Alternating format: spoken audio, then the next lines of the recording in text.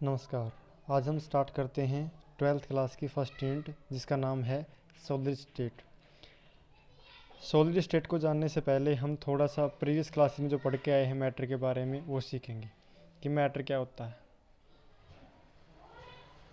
Matter anything which occupies space and have मास, यानी कोई भी चीज़ जिसमें जो स्थान घेरती है और उसका मास होता है उसे हम मैटर कहते हैं। यानी कि हमारे आसपास जो भी चीज़ हमको दिख नज़र आती है जो कि स्थान घेरती है और उसका मास यानी कि द्रव्यमान होता है उसे हम मैटर कहते हैं। और मैटर को फर्दर क्लासीफाई किया गया है, यानी जो स्टेट ऑफ मैटर हैं वो हमारे पास हैं 5, लेकिन हम मुख्य रूप से 3 ही पढ़ते हैं, सॉलिड, लिक्विड और गैस। लिक्विड और गैस के बारे में हम प्रीवियस क्लासेस यानी कि 11th क्लास में पढ़ चुके हैं।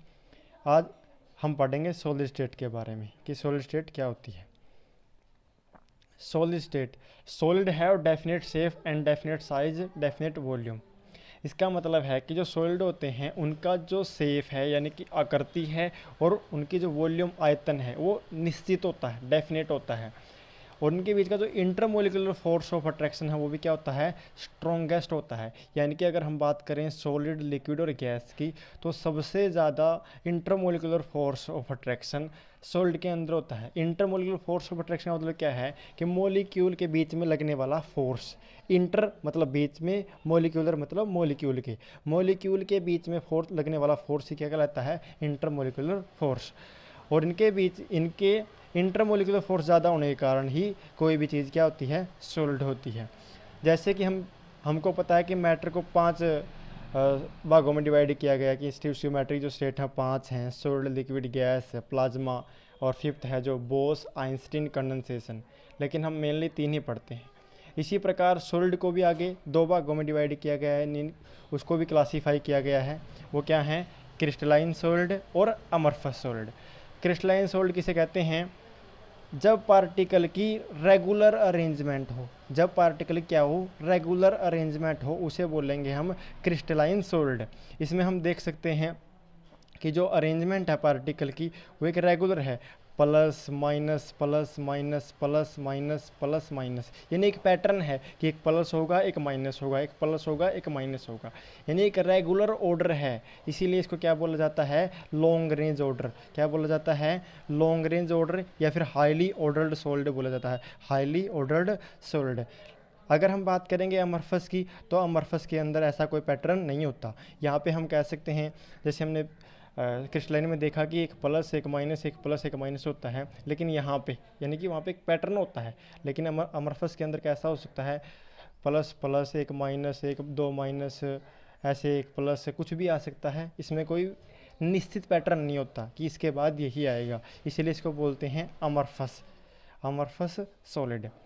और जो क्रिस्टलाइन सॉलिड होता है इसमें क्या क्या है, the crystalline solid they have definite physical property, they have different physical property in different direction, यानी कि अलग अलग दिशा में उनकी जो वैल्यू होती है वो अलग अलग होती है फिजिकल प्रॉपर्टी की। जैसे अगर हम लेफ़्ट से राइट जाएंगे तो उनकी वैल्यू कुछ और होगी, अगर हम ऊपर से नीचे आएंगे तब उनकी वैल्यू कुछ और होगी, अगर हम ऐसे डायगोनली चलेंगे तब वैल्यू उनकी कुछ और होगी।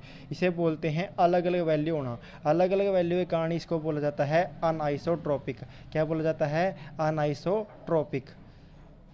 और जबकि अगर हम बात करेंगे अमरफस की तो उनकी वैल्यू क्या होती है, सेम होती है इन ऑल डायरेक्शन, इसलिए उसे बोलते हैं आइसोट्रोपिक।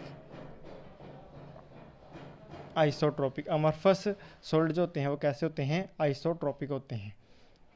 अमरफस सॉलिड और आइसोट्रोपिक सॉलिड। क्रिस्टलाइन सॉलिड और ट्रू सॉलिड, इसका मतलब कि क्या है कि जो क्रिस्टलाइन सॉलिड होते हैं वो हमेशा सॉलिड ही रहते हैं, एक ही अवस्था में रहेंगे। लेकिन amorphous solid are super cold liquid, यानी कि वो ऐसे लिक्विड कहा जा सकता है जो कि कुछ टाइम के बाद लिक्विड मतलब कि वो फ्लो होते हैं, बहते हैं। Crystalline solid are formed due to slow melting और स्लो कूलिंग। अगर हम किसी चीज़ को क्रिस्टलाइन सॉलिड बनाना चाहते हैं तो हमें स्लो कूलिंग करनी पड़ेगी और स्लो ही हीटिंग करनी पड़ेगी। अगर एकदम हम उसे कूल कर देंगे यानी रैपिड कूलिंग करेंगे या फिर रैपिड हीटिंग करेंगे तो हमारे पास बन के आएगा वो अमरफस सॉलिड बन के आएगा। आगे देखते हैं क्या है। क्रिस्टलाइन सोल्ड है शार्प मेल्टिंग पॉइंट।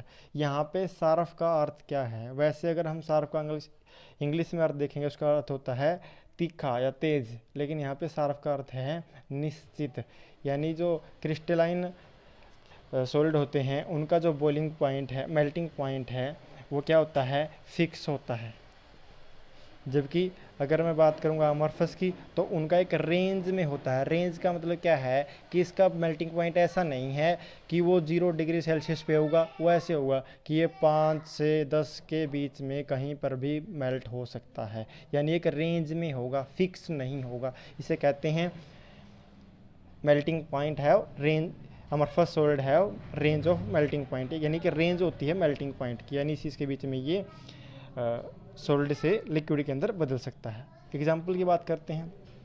जो क्रिस्टलाइन सोल्ड होते हैं क्वार्ट्स, डायमंड, NaCl, CaCl या फिर सोल्ड CO2 यानी कार्बन डाइऑक्साइड, ये सभी एग्जाम्पल हैं क्रिस्टलाइन के। किसके एग्जाम्पल हैं? क्रिस्टलाइन के। जबकि अगर हम बात करेंगे अमरफस की, जो प्लास्टिक है, रबड़ है, गिलास है, ये सभी क्या हैं? अमरफस सॉलिड हैं। Thank you.